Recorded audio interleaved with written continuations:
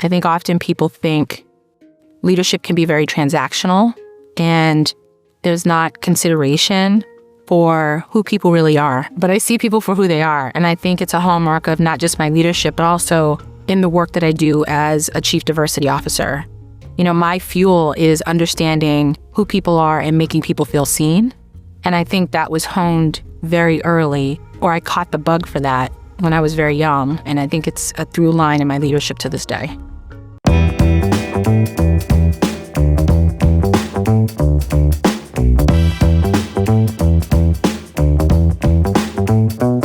I'm Tiffany R. Warren, EVP, Chief Diversity and Inclusion Officer for Sony Music Group, founder and president of ADCOLOR, and I am a Henry Crown Fellow at the Aspen Institute.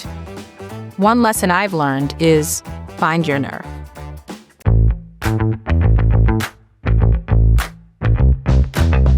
One of the biggest tenets of my leadership style is a nerve, as far back as I can remember. Family members, my mom, friends are always like, Tiff has so much nerve. And I would hear that repeatedly over my life. And I had the opportunity to present a keynote to my high school for the 30th anniversary of my graduation. And in speaking to these young women, I talked about this idea of nerve and finding your nerve. And that in your teens and 20s, you have all the nerve. And you have all this nerve that's been gathered from education, from parents, friends, activities. And then, in your 30s, people start telling you you have some nerve. For me, it was you have some nerve to do this and that at the same time, being a multi-hyphenate of sort. But you have some nerve. I think in your 40s, you have one nerve left. Everyone sits on that one nerve. So it's your family, it's your job, it's a myriad of things. And then you reach the glorious 50s and you give 0 Fs. And I always tell young people to get to 0 Fs faster.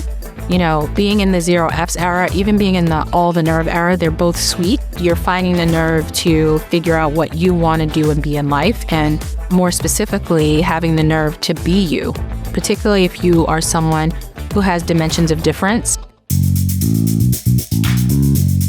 Another lesson in leadership is that your network is indeed your net worth. An important hallmark of my leadership is relationships. From starting my not-for-profit to learning how to be a chief diversity officer, essentially on the job, one of the biggest reasons for success in that area is because of the relationships that I formed and that I have, but also my network. When I talk to young leaders, I don't want to scare them, but I'm like, one day you're going to be asked, who is your board of advisors? Who is your mentor? I often ask, who would you put on Mount Rushmore when you think about the people that have impacted your life?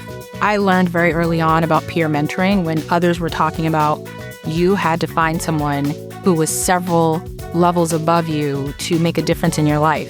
And I found that people who were to the right and left of me were making huge differences in my life and ones that were substantial.